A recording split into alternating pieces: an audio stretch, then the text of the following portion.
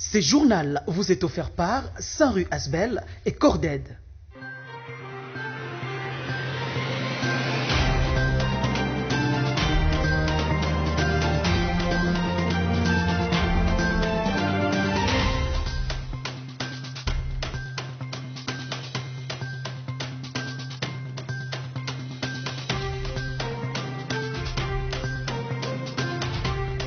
À la une de cette édition du journal, suite à l'insécurité qui sévit actuellement à Béni, le ministre de la Santé, le docteur Oli Ilunga, assure les habitants de cette partie du pays de rester à leur côté jusqu'à ce que la maladie à virus Ebola soit totalement éradiquée. Pour offrir une couverture de soins de santé de qualité à la population, le gouvernement congolais s'engage à travailler en étroite collaboration avec les secteurs privés, engagement pris par José Makila, représentant du Premier ministre, et le docteur Oli Ilunga, ministre de la Santé. Enfin, une célébration dans cette édition du journal. Le monde entier célèbre chaque 26 septembre la journée mondiale de la contraception avec pour but réduire le nombre de grossesses non désirées dans le monde. À vous tous qui avez choisi Congo Santé pour vous informer, nous vous en remercions. Bienvenue dans cette grande édition du journal.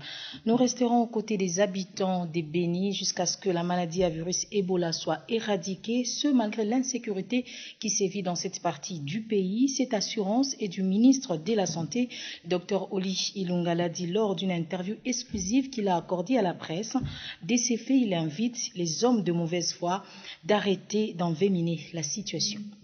Il y a des personnes que nous avons vues à Mangina, puis qui se sont retrouvées à Béni auprès de leur famille, puis ils ont été aussi à Butembo. Donc c'est une mobilité énorme dans la région. Donc cette dimension de la mobilité et de la densité était déjà un facteur de complexité dans la riposte, et nous avions aussi anticipé les problèmes sécuritaires.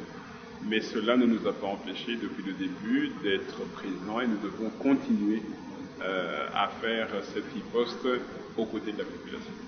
Je pense qu'il faut aussi bien discerner, je crois qu'on met peut-être tout dans la société civile, qui réclame le départ de la riposte. Je crois que ce serait dangereux de verser dans ce genre de discours. Je crois qu'il ne faut pas perdre à l'esprit que la riposte, l'épidémie d'Ebola en Afrique de l'Ouest, c'était 28 000 cas, c'est 11 000 morts. Nous ne pouvons pas permettre que ce type de tragédie survienne chez nous. Donc je crois que tout le monde doit garder un sens de responsabilité. La riposte, c'est d'abord une riposte médicale, une riposte donc de santé publique. C'est une riposte sous le leadership du gouvernement, avec des acteurs congolais du niveau central, du niveau provincial, du niveau local. Dans ce plan de riposte, tous les partenaires qui ont une expertise se sont volontairement présentés pour être associés à cette riposte. Entre-temps, le gouvernement congolais s'engage à travailler en étroite collaboration avec les secteurs privés pour offrir un soin de santé de qualité à la population. Cet engagement fort des autorités de l'État a été pris par José Makila, représentant du Premier ministre, et le docteur Oli Ilunga. C'était lors de la présentation des résultats de l'étude sur la contribution du secteur privé de la santé en République démocratique du Congo. Lors de la présentation de cette étude par Abiti Associates, il a été évoqué que le secteur privé reste un partenaire incontournable de l'État congolais en matière de santé. Déjà, plus de 1000 structures de soins de santé disséminées à travers le pays appartiendraient au privé. Et le nombre élevé de la mortalité infantile en RDC demeure un véritable défi. L'accès à l'approvisionnement des médicaments de qualité reste de mise, car sur toute l'étendue du pays, seulement 109 pharmacies sont autorisées par l'État congolais. Mais grâce à ces nouveaux piliers des partenariats, les deux parties, c'est-à-dire l'État et les privés, poseront les jalons pour un avenir sanitaire meilleur en RDC. Représentant les chefs du gouvernement à ces assises, José Makila reconnaît que beaucoup reste à faire pour améliorer les capitaux humains en matière de santé, mais son gouvernement s'engage à accompagner les secteurs privés. Nous nous engageons à créer un cadre claires et propices à l'exercice au développement de vos activités dans l'intérêt de tous. Vous accompagner et faciliter votre implication ainsi que vos investissements dans le secteur de la santé. Pour le docteur Oli Ilunga, il est quasiment important de travailler main dans la main car les patients restent leur seule préoccupation. Le besoin en termes de financement du secteur de la santé s'élève à $50 par habitant. Ça voudrait dire que pour la République démocratique du Congo, c'est 4 à 5 milliards de dollars par an. Donc en fait, on le conçoit bien, c'est impossible d'y arriver en s'appuyant sur le secteur public seul, et aucun pays au monde ne l'a fait en s'appuyant uniquement sur le secteur public. Il faudrait donc créer un nouveau partenariat pour justement qu'ensemble, pour que tous les acteurs du secteur se mettent ensemble autour de la table. Et parmi ces acteurs, il y a bien sûr les acteurs publics, il y a bien sûr les privés lucratifs et privés non lucratifs, mais aussi tout le secteur pharmaceutique et aussi le secteur de la médecine traditionnelle. Cette étude, qui date depuis octobre 2017, a été évaluée dans 8 zones de santé prioritaires de la RDC et le rapport final de cette étude a été remis officiellement au ministre de la Santé qui à son tour a donné aux représentants du Premier ministre. Et puis tous les participants à cette conférence apprécient à juste valeur la volonté manifeste du gouvernement congolais de travailler avec le secteur privé dans le domaine de la santé, car selon eux, c'est un signe fort pour un État qui veut s'investir pour le bien-être de son peuple. Oui, laissez-moi vous dire toute ma satisfaction et de féliciter cette initiative très encourageante du ministère de la Santé publique qui a compris enfin que du mariage entre le privé et le public pourra sortir des prestations de soins de qualité pour la population congolaise qui en a tellement besoin.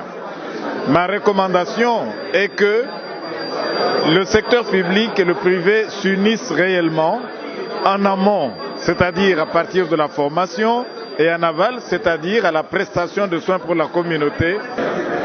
C'est même plus que ça.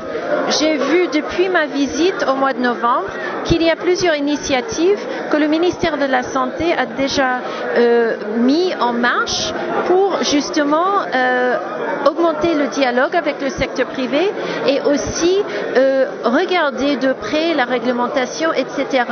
pour pouvoir aider le secteur privé à accroître. Nous devons travailler d'abord sur l'homme pour que cette personne-là qui viole la loi en allant étaler les médicaments sur le sol, qu'il n'y ait aucun Congolais qui aille pour acheter ces médicaments-là. Mais de notre côté, ce que nous avons fait, c'est que nous travaillons maintenant avec tous les services d'application de la loi. La police, la justice, l'inspection générale, la douane, l'OCC. Ce que nous faisons, c'est que nous avons informé tous ces partenaires que lorsque vous observez dans une rue ou quelque part où vous trouvez quelqu'un en train d'exposer les médicaments à même le sol, la police peut se saisir de lui. Vous ne le savez peut-être pas, 240 personnes ont été atteintes de la maladie dite Konzo dans la province du Kwango, une maladie paralysante causée par la cyanure contenue dans le manioc. Pour éradiquer cette épidémie des Konzo, la province du Kwango sollicite l'appui du gouvernement central et celui des partenaires.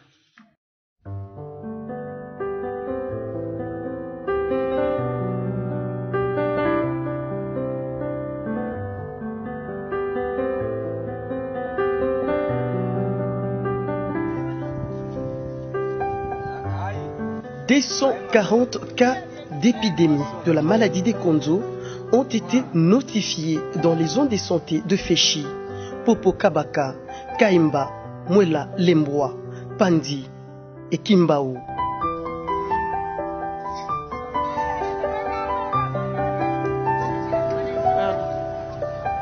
Liés à la consommation excessive de manioc et une carence en sulfure nécessaire à l'intoxication du cyanure. Les victimes de l'épidémie de la maladie des Konzo ne peuvent plus contribuer aux revenus des ménages toute leur vie. Ils deviennent ainsi une charge pour la société.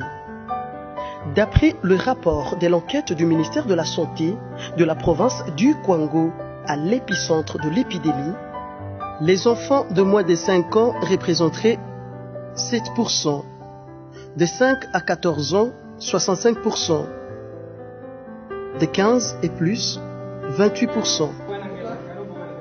Les sexes féminins seraient le plus touchés avec 68% aux 2 cas. Cette situation demande une intervention d'urgence de la part du gouvernement central et ses partenaires techniques et financiers afin d'éviter une catastrophe sanitaire dans la province du Kwango. Le 26 septembre de chaque année, le monde entier célèbre la journée mondiale de la contraception. Objectif, réduire le nombre de grossesses non désirées dans les domaines. Condensé avec vous, Charlène Makuta.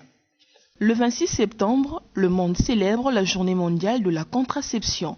Elle est soutenue par de nombreuses organisations non gouvernementales dans différents pays et a pour but essentiel la réduction du nombre de grossesses non désirées dans le monde. Le constat est tragique. Chaque année, se dérouleraient 80 millions de grossesses non désirées, dont un quart se terminerait par des avortements de fortune dans des conditions d'hygiène et de sécurité précaires, entraînant ainsi pas loin de 70 000 décès. Les pays développés sont tout aussi concernés par ces fléaux. La moitié des grossesses y seraient accidentelles et un tiers d'entre elles déboucheraient sur un avortement. La journée mondiale de la contraception s'adresse avant tout aux plus jeunes dont l'âge varie entre 15 et 24 ans à leur première relation sexuelle sans contraception. En France, plus de 28 000 avortements ont lieu chez des filles de moins de 18 ans et une information plus complète permettrait certainement à nombre d'adolescents de ne pas devenir des parents uniquement par hasard. La contraception n'est pas qu'un confort, c'est aussi une nécessité pour l'humanité afin de mettre un frein à l'expansion démographique. C'est une condition absolument nécessaire pour que nos efforts en matière d'écologie ne soient pas réduits à néant. Mais que retenir des méthodes de contraception? Éléments de réponse dans ces propos recueillis par notre équipe de reportage. Il y a beaucoup de méthodes pour la planification familiale. Déjà, le préservatif que nous appelons condom, c'est une des méthodes contraceptives, mais on appelle ça aussi une méthode barrière. Parce que, au-delà du fait qu'en utilisant les préservatifs, on évite la grossesse, mais on évite aussi les infections sexuellement transmissibles. On a des méthodes qu'on appelle des méthodes à courte durée, qui sont des pilules. Il y a des méthodes naturelles, il y a des méthodes modernes. Parmi les méthodes naturelles, nous avons les méthodes comme le collier du cycle, qu'on appelle souvent méthode de calendrier. Donc on apprend à la femme son cycle menstruel et elle-même elle saura comment calculer ses jours fertiles et ses jours non fertiles. Il y a les implants, nous avons des implants NXT, nous avons également le Jadel. Une femme qui a son implant Jadel, elle va faire 5 ans sans concevoir, donc elle est sécurisée, elle peut reprendre ses études, elle peut facilement rester avec l'enfant qu'elle avait pendant autant d'années. Donc avec 5 ans de Jadel, c'est sécurisant pour la femme. Et il y a les injectables de Depo Provera, les injectables de 3 mois et les injectables de 2 mois. Il y a également les DIU, dispositif intra-utérin, c'est 10 ans. Quand on vous place les DIU, vous avez une protection des 10 ans. Et enfin, pour s'équiter, désormais la prise en charge à domicile des personnes de 3e âge en kinésithérapie est possible grâce à une équipe composée de médecins, infirmiers et kinésithérapeutes pour vous assurer des traitements appropriés à domicile. Pour tout contact, appelez au numéro suivant 089 43 19 105 ou encore 082 39 74 676. Voilà, fidèles téléspectateurs, fin de cette édition du journal. Merci à vous de l'avoir suivi. Mais avant de nous séparer, les rappels des titres. Suite à l'insécurité qui sévit actuellement à Béni, le ministre de la Santé, le docteur Oli Ilunga, assure les habitants de cette partie du pays de rester à leur côté jusqu'à ce que la maladie à virus Ebola soit totalement éradiquée. Pour offrir une couverture de soins de santé de qualité à la population, le gouvernement congolais s'engage à travailler en étroite collaboration avec les secteurs privés, engagement pris par José Makila, représentant du Premier ministre, et le docteur Oli Ilunga, ministre de la Santé. Enfin, une célébration dans cette édition du journal. Le monde entier célèbre chaque 26 septembre la journée mondiale de la contraception avec pour but réduire le nombre de grossesses non désirées dans le monde. Fin de cette édition du journal. Merci à vous de l'avoir suivi.